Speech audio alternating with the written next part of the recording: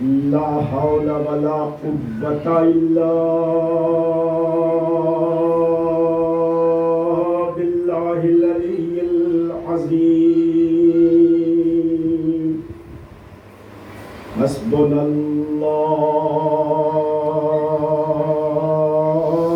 ونعم الوكيل، نعم المولى ونعم النصير. أعوذ بالله من الشيطان اللعين الرجيم. بسم الله الرحمن الرحيم. الحمد لله رب العالمين، الصلاة والسلام على سيد الأنبياء والمرسلين وخاتم النبيين الملقب بطه وياسين، المصدق المصطفى الأمجد المحمود الأحمد بالقاسم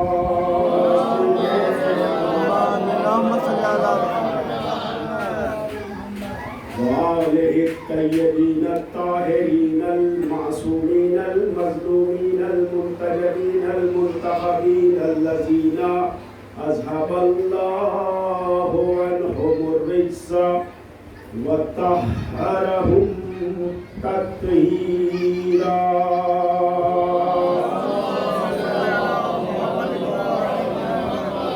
ولعنة الله على أعدائهم وقتلتهم وغاصبي حقوقهم ومنكري فضائلهم أجمعين من ليلنا هذا إلى قيام يوم الدين. أما بعد فقد قال رسول الله صلى الله عليه وآله وسلم: بسم الله الرحمن الرحيم.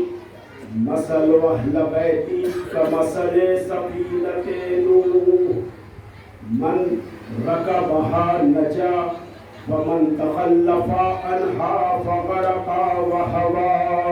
الصلوات.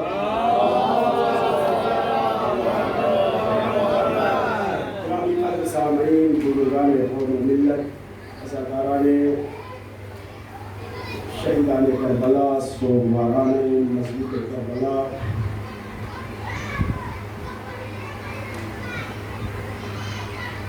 گفتگو کا آغاز کرنے سے قبل خانوادہ تطہیر کی عظمتوں کو سلام کرتے ہوئے ایک مرتبہ بلند ترین سلام.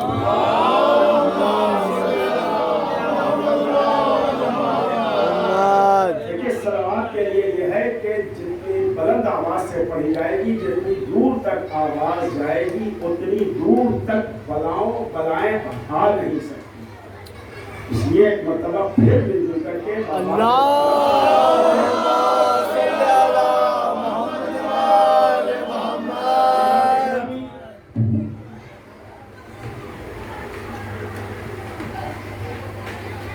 روز اول ہی پہلے سرکار مدینہ کی ایک بیش قیمتی حدیث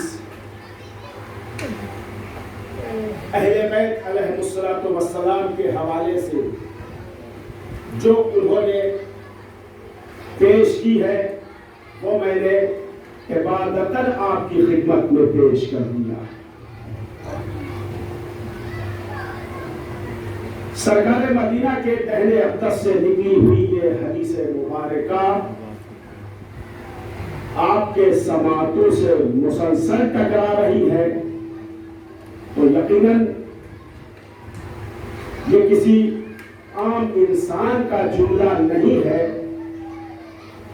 یہ اس نبی کا جملہ ہے کہ جس کی زبان پر وحی الہی کا پہرا لگا ہوا،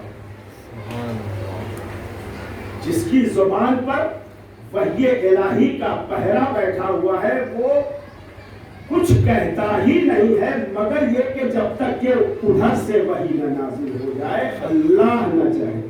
اور پھر یہ کہ جس ارادے سے انہوں نے اہل بیت کا تعارف اس انداز سے کرانا چاہا ہے، اس کے لیے ان کا ارادہ بھی ہے، اور ان کا ارادہ اپنا ارادہ نہیں ہوتا ہے، ان کا ارادہ مشیت کا ارادہ ہوتا ہے۔ اس کا مطلب یہ ہے کہ مشیت نے یہ چاہا کہ اہل بیت کو اس انداز سے پہچانا جائے۔ ایک صلوات پڑھ دے۔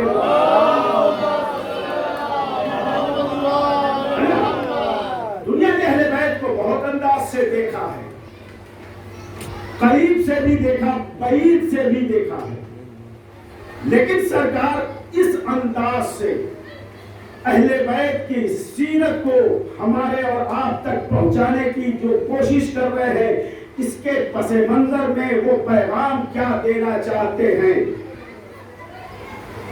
آپ پوری توجہ کریں گے عزیزان محترم۔ پیغمبر نے فرمایا کہ میرے اہل بیت کی مثال کشتی نوح جیسی ہے،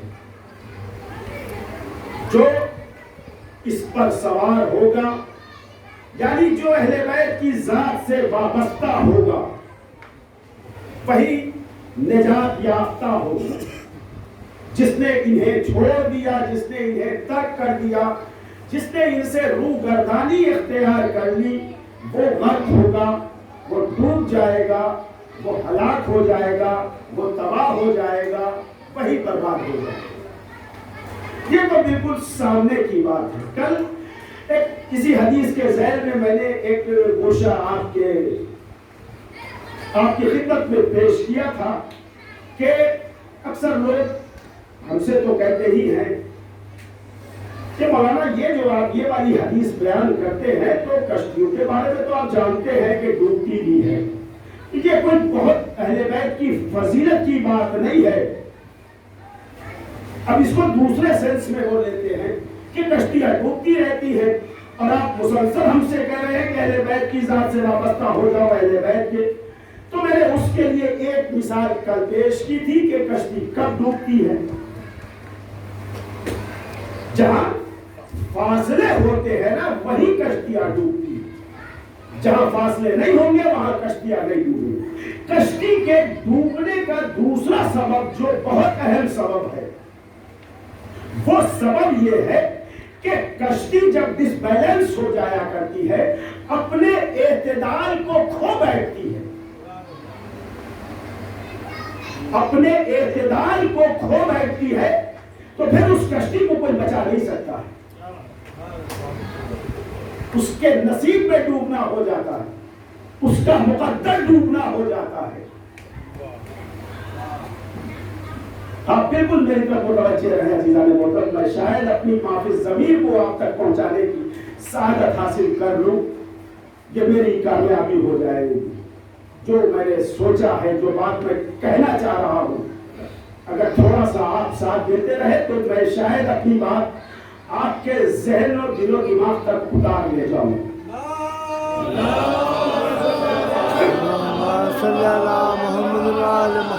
جہاں کشتی میں بے اعتدالی پیدا ہو گئی، کشتی کا ڈوبنا مقدر ہو جائے گا۔ اب یہ بے اعتدالی کیا چیز ہے؟ بے اعتدالی جس چیز کو مشیت نے جس جگہ پر جس کام کے لیے فکس کر دیا ہے، اس کو اس کی جگہ سے ادھر سے ادھر کرنے کا نام بے اعتدالی ہے۔ مثلا سورج کا مقدر ہے کہ وہ مغرب سے نکلنا ہے، اسے مشرق سے نکلنا ہے اور مغرب میں ڈوبنا ہے، یہ اس کا نقطہ اعتدال ہے، یہ اس کا آربٹ ہے کہ اسی آربٹ پر اسے مسلسل چلتے رہنا ہے۔ حالانکہ سورج کو اللہ نے نہ تو عقل دی ہے، نہ ہی سورج کو علم دیا ہے، نہ ہی سورج کو شعور عطا کیا ہے، نہ ہی سورج کو فکر عطا کیا ہے، باوجود اس کے کہ اسے کچھ بھی نہیں دیا ہے، مگر اس کے لیے ایک فطری قانون یہ معین کر دیا ہے کہ تمہارے لیے میں نے یہ قانون فکس کر دیا ہے کہ تمہیں مشرق سے نکلنا ہے، مغرب میں ڈوبنا ہے۔ یہ اعتدال ہے۔ اب اگر کبھی سورج اپنے محور سے ہٹ کر کے اگر نکلنے کی کوشش کرے، گویا کہ وہ فطرت کو چینج کرنا چاہے، تو سورج ختم ہو جائے گا، ہے نا؟ یہ تو اس مخلوق کے لیے ہے جسے اللہ نے عقل، شعور، فہم نہیں عطا کیا ہے۔ آپ انصاف سے مجھے بتائیے کہ کیا اللہ کی یہ عدالت ہوگی کہ جسے عقل اور شعور نہیں دیا ہے اس کے لیے اس نے قانون معین کر دیا؟ تو جسے اللہ نے عقل بھی دیا ہے، شعور بھی عطا کیا ہے، علم بھی دیا ہے، صلاحیتیں بھی عطا کی ہے، اس کے لیے قانون نہیں دیا ہوگا؟ اس کے لیے بھی قانون بنایا ہے اللہ نے۔ اس نے بنایا ہے کہ تمہیں دنیا میں رہنا ہے تو کیا کرنا ہے، کیا نہیں کرنا ہے۔ یہ حلال اور حرام جو شریعت نے ہمارے درمیان میں پیش کیا ہے، یہ حلال اور حرام اسی بات کی عکاسی کر رہا ہے کہ تمہیں دنیا میں رہ کر کیا کرنا ہے اور کیا نہیں کرنا ہے۔ اسی نقطے پر رہنے کا نام نقطہ اعتدال ہے۔ دیکھو، خبردار کبھی حد سے آگے نہ بڑھ جانا اور کبھی حد سے پیچھے نہ رہ جانا، اس لیے کہ حد سے آگے بڑھ جانے والے بھی نقصان میں ہیں، حد سے پیچھے رہ جانے والے بھی نقصان میں ہیں۔ اب بات سمجھ میں آئی کہ پیغمبر اسلام نے غدیر کے میدان میں آگے بڑھ جانے والے کو پیچھے کیوں بلایا، پیچھے رہ جانے والے کا انتظار کیوں کیا؟ وہ چاہتے تھے کہ ایک نقطہ اعتدال پر انسانیت کو لائے۔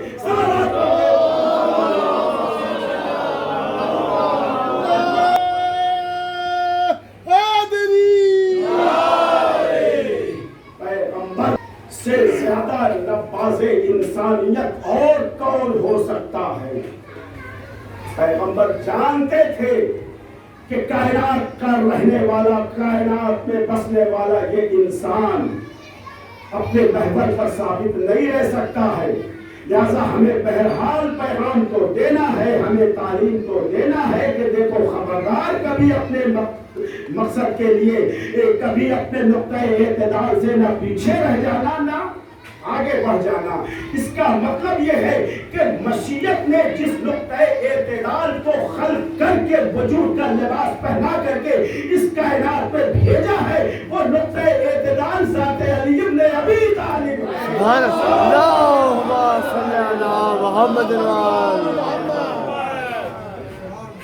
ہے نا؟ اس لیے کہ اسی مرکز پر تو پیغمبر لانا چاہتے تھے۔ آگے بڑھ جانے والے پیچھے آ جائیں، پیچھے رہ جانے والے کا انتظار کیا جائے۔ یہ کیوں ہو رہا تھا؟ یہ اس لیے ہو رہا تھا کہ تاکہ اس نقطہ اعتدال کو 1.25 لاکھ لوگوں کو پہنچا دیا جائے، پہچانوا دیا جائے کہ دیکھو کائنات کا نقطہ اعتدال کیا ہے۔ اگر اس پر تم باقی رہو گے تو تمہاری کشتی کبھی نہیں ڈوبے گی۔ یہی تو پیغام ہے۔ اس کا مطلب یہ ہے کہ کشتیاں ڈوبتی اس وقت ہے کہ جب انسان اپنے نقطہ اعتدال سے ہٹ جایا کرتا ہے، جب ڈس بیلنس زندگی ہو جائے گی۔ لہذا یہ فرش ازاں کا پیغام یہ بھی ہے کہ یہ ہماری زندگی کو نقطہ اعتدال پر قائم رکھنے کے لیے یہ فرش ازاں بچھایا گیا ہے۔ اگر واقعی اس فرش ازاں کی معرفت حاصل کر کے اگر ہم اپنی زندگی کو بسر کرنا چاہیں تو ہماری زندگی بے اعتدالیوں کا شکار نہیں ہو سکتی، نہیں ہو سکتی ہے، کبھی نہیں ہو سکتی ہے بے اعتدالیوں کا شکار۔ ہمیں جو سبق دیا گیا ہے، ہمیں جو کرنے کا حکم دیا گیا ہے، ہمیں وہی کرنا ہے۔ ہمیں جن چیزوں سے منع کیا گیا ہے، ہمیں بہرحال اس سے اپنے دامن کو بچاتے رہنا ہے۔ یہ فرش ازاں کا پیغام ہے، یہ کربلا والوں کا درس ہے، اسی کا نام نقطہ اعتدال ہے۔ جب یہ یاد رکھ لیجئے گا کہ جب زندگی بے اعتدالی پر اتر جائے گی تو زندگی کی کشتی ڈوب جائے گی۔ اب اس وقت آپ شکایت نہ کیجئے گا کہ ہم تو کشتی پر سوار ہوئے، کشتی کا قصور نہیں ہوا کرتا ہے، کشتی پر سوار ہونے والوں کا قصور ہوتا ہے۔ کشتی کے ڈوبنے میں کشتی کا قصور نہیں ہوتا ہے، کشتی تو اپنے ارادے سے چلتی رہتی ہے۔ اس کشتی پر جو سوار ہوتے ہیں ان کی حرکتوں سے کشتیاں ڈوبتی ہیں، ہے نا؟ اس لیے کوشش کرنا چاہیے انسان کو کہ کبھی بھی اللہ نے جتنی زندگی عطا کی ہے اتنی زندگی میں کبھی اپنی زندگی کو بے اعتدالی کے حوالے نہ کیا جائے۔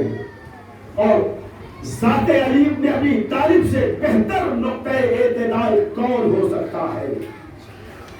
ان سے بہتر درس دینے والا زندگی کا اور کون ہو سکتا ہے؟ ایک دن مولائے کائنات، کائنات کا امیر،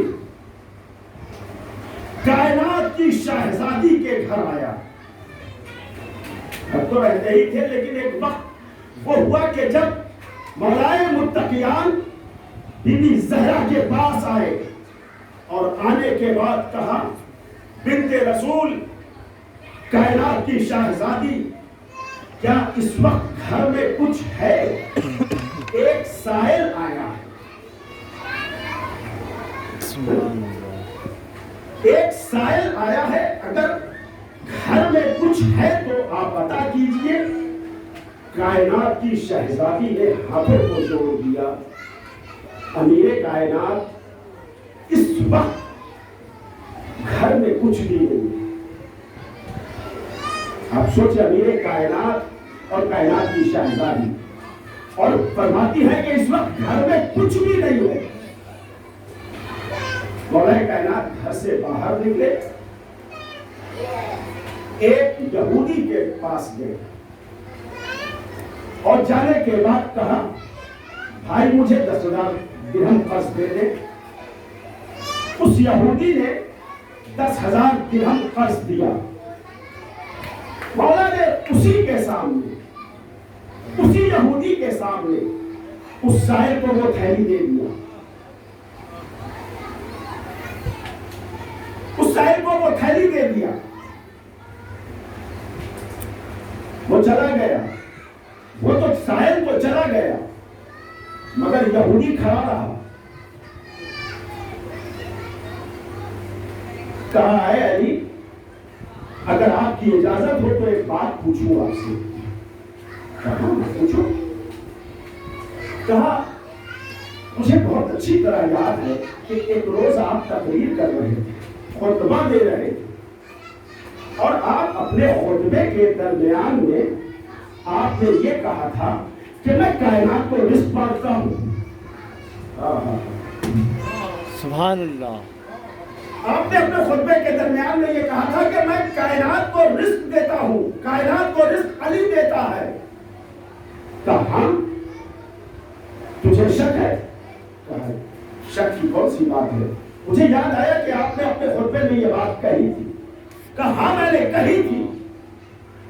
کہا، تو ایک سوال آپ سے کرنا ہے، جو کائنات کو رزق بانٹتا ہو وہ ہم جیسے یہودی سے قرض مانگے گا؟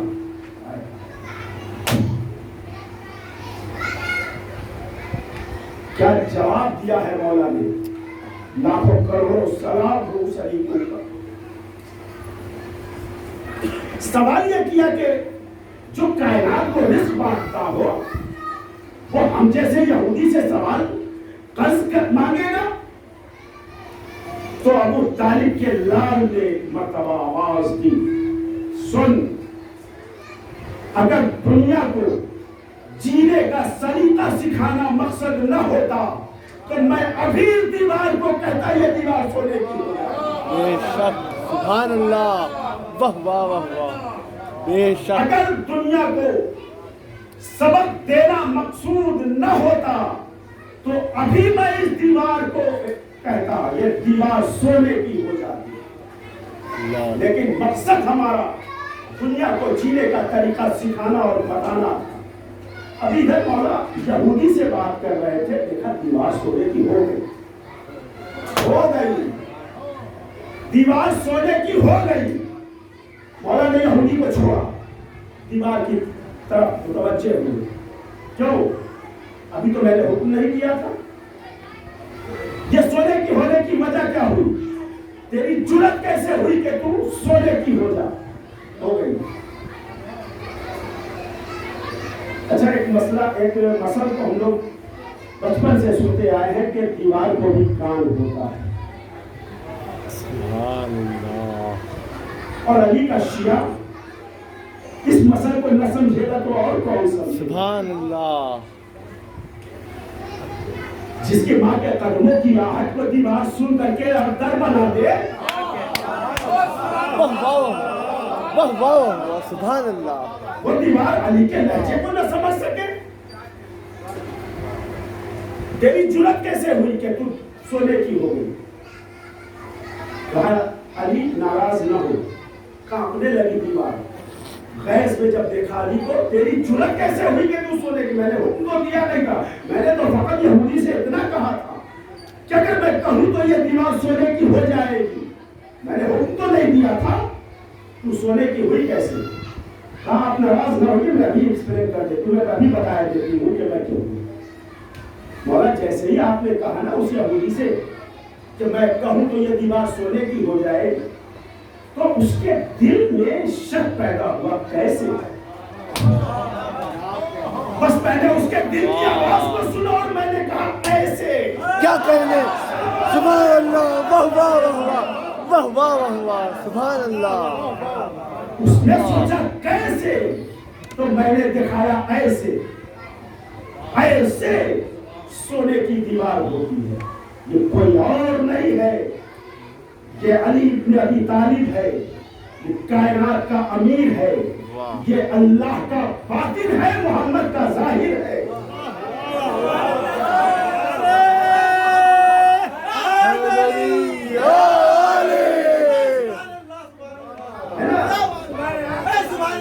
ये तो अल्लाह का बातिन है, मोहम्मद का जाहिर है। यही इसी को कहते हैं। मैं कहूँ और सोने की दीवार ना हो जाए, ऐसा उसके बारे में बड़ा अजीब सा जुमला मौला ने कहा। मौला ने कहा कि कौन है मेरे मुकाबले में,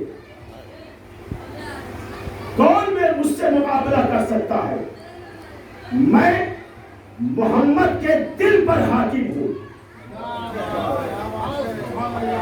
मोहम्मद के दिल पर हाकिम है ये अली। मेरा मुकाबला कौन कर सकता है? लोग हैरान हुए, मोहम्मद के दिल का हाकिम अली है, दिल का हाकिम अली है। कहां जानना चाहता है?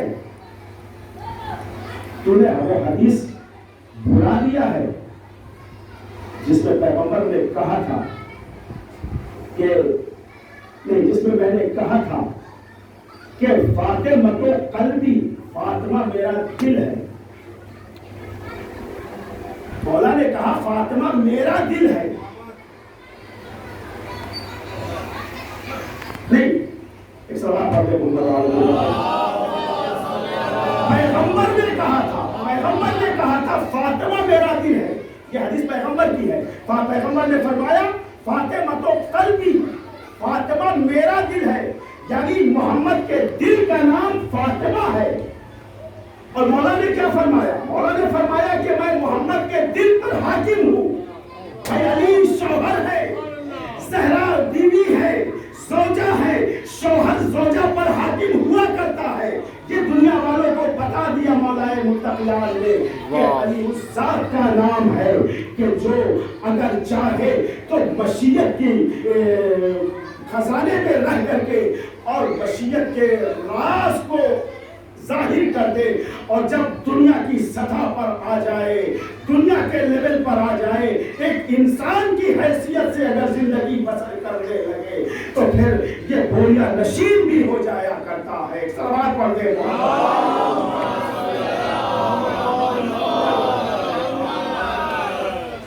और कैसे कैसे रमजान का महीना हो, वाकया आपका बहुत सुना हुआ है, मुसलसल आप सुनते रहते हैं, लेकिन सिर्फ एक जुमले के लिए मैं इस वाक्य को दोहरा रहा हूँ। रमजान का महीना है, एक बंदा खिदमत अमीरुल मोमिनीन में हाजिर हुआ और आने के बाद उसने कहा, ऐ अली, मेरी बड़ी खुश नसीबी होगी, मेरे मुकद्दर का सितारा उरूज पर पहुंच जाएगा अगर आज आप मेरे घर रोजा अफ्तार करें। ठीक है, इंशाअल्लाह आऊंगा। वो गया, दूसरा बंदा पहुंचा, यानी हम ये चाहते हैं कि आज आप मेरे साथ रोजा अफ्तार करें। कहा बिल्कुल सही, आऊंगा इंशाअल्लाह। मुसलसल लोग आते रहे, कुछ देर के बाद सलमान फारसी आए, यानी मेरी किस्मत का सितारा जगमगा जाएगा कि जब आप आज मेरे साथ अफ्तार करेंगे। सलमान आऊंगा। अबू ज़र आए, मिक़दाद आए, अम्मार आए, लोग आते रहे। जब सब आए, सबने वादा ले लिया। कुछ देर के बाद हुजूर सरवर कायनात तशरीफ लाए, अली बड़े अच्छी बात होगी कि आज तुम हमारे साथ रोजा अफ्तार करो, मेरे घर आओ। या रसूलल्लाह, आ जाऊंगा। सबसे दूसरा दिन जब हुआ, अच्छा सबके हम वाला पहुंचेंगे, किसी को शिकायत नहीं। दूसरा दिन हुआ, हर शख्स अपना कॉलर मुझसे, आज अली हमारे साथ अफ्तार, कल अली ने मेरे साथ अफ्तार किया है, मेरे दस्तरखान पर। क्यों झूठ बोल रहा है? कल अली मेरे घर पे थे अफ्तार के वक्त। दोनों झूठ थे। अली तो कल मेरे यहाँ थे। ये होते होते सब एक दूसरे को झूठा। सलमान आ गए, लोगों ने कहा कि चलो सलमान के पास फैसला करते हैं, वो बताएंगे कि सलमान के पास आए। देखिए कल अली हमारे यहाँ थे, मैंने कहा अली हमारे यहाँ थे, ये कहता है ये नहीं हमारे यहाँ। सलमान ने कहा कल तो अली मेरे घर पर अफ्तार कर रहे हैं। सुभान अल्लाह। कहा अली तो मेरे घर में अफ्तार कर रहे हैं। ने कहा अली तो मेरे घर अफ्तार कर रहे हैं। सब भाई ये गुफ्तगू हो रही थी कि एक मर्तबा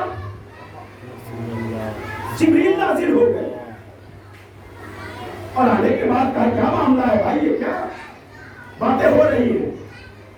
कल देखिए ना, ये कल अली हमारे यहाँ अफ्तार में थे, ये कहते हैं कि नहीं हमारे यहाँ थे, ये कहते हैं कि नहीं हमारे यहाँ थे, ये कहते हैं कि नहीं हमारे यहाँ थे। सलमान कहते हैं मेरे यहाँ थे, मिक़दाद कहते हैं मेरे यहाँ थे, अबू ज़र कह रहे नहीं हमारे साथ अफ्तार कर रहे थे। जिब्रील ने कहा ये तो मेहनत का मेहमान था कल।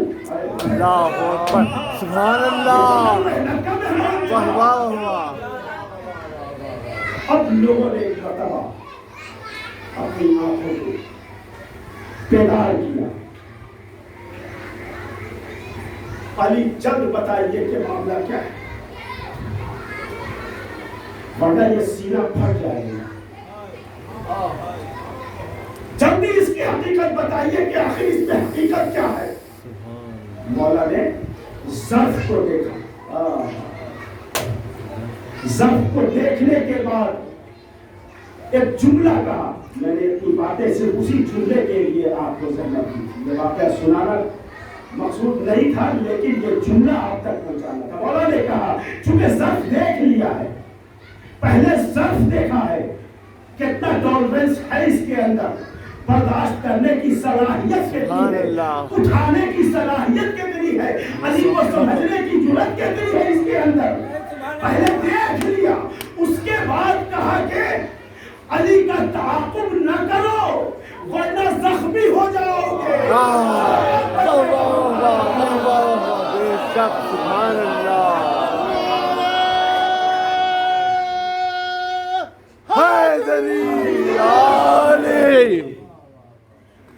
तारीखी जुमला कहा, अली का ताक़ुब न करो वरना जख्मी हो जाओगे। छोड़ दो अली को, तुम्हारी समझ में अली हासिल आएगा। अली अगर तुम्हारी समझ में आ जाए, हमारी समझ में आ जाए, तो फिर अली क्या? नहीं समझ में आने वाली है। कैसे समझ में आए? जो अली ऐसा हो, उस अली के गले में रिश्वाने जुल्म डाल दिया जाए, गले में रस्सी का फंदा डाला जाए, घर पर आग और लकड़ियां जमा किया जाए और अली खामोश रहे। कहां समझ में आने वाली बात है? लेकर चले हैं लोग, बिनते ज़हरा बिनते रसूल एक हाथ से टूटी हुई पसलियों को थामे,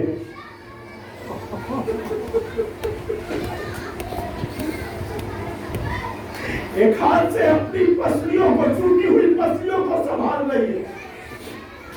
अबुल हसन कहाँ है? अबुल हसन कहाँ है? अबुल हसन कहाँ है? ये कहते कहते दरवाजे के करीब आई, देखा अबुल हसन के गले में भाई पतवा आवाज दी बिनते रसूल ने, खल्लू अबुल हसन, अबुल हसन को छोड़ दो वरना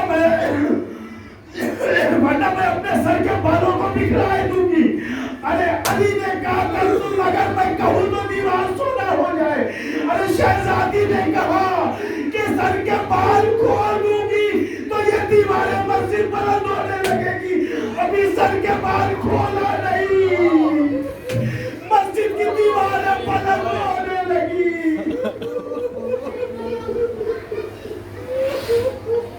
खल्लू अबुल हसन को छोड़ दो वरना मैं अपने सर के बालों को बिखराए दूंगी।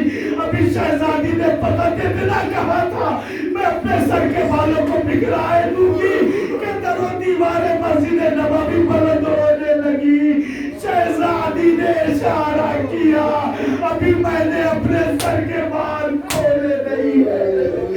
ए शहजादी, अरे सानिया ज़हरा, जनाबे ज़ैनब, आपने सर के बाल खोले नहीं मगर दीवारें मस्जिद बुलंद होने लगी। जरा कूफे के बाजार, शाम के बाजार में आकर देखिए, अरे आपकी लाडली बेमकनो चादर रसद बस्ता शहरों और बाजारों में फिराई जा रही है। अरे यही तो वजह थी कि एक मर्तबा ज़ैनब ने आवाज दी। अरे जब सर से रिदा उतर गई, ज़ैनब ने एक मर्तबा जन्नतुल बकी का रुख किया। अम्मा, अरे आपने फकत इतना कहा था, ए अम्मा जरा आकर देखो आपकी ज़ैनब बेकजावा ऊँटों पर बेमकनो चादर।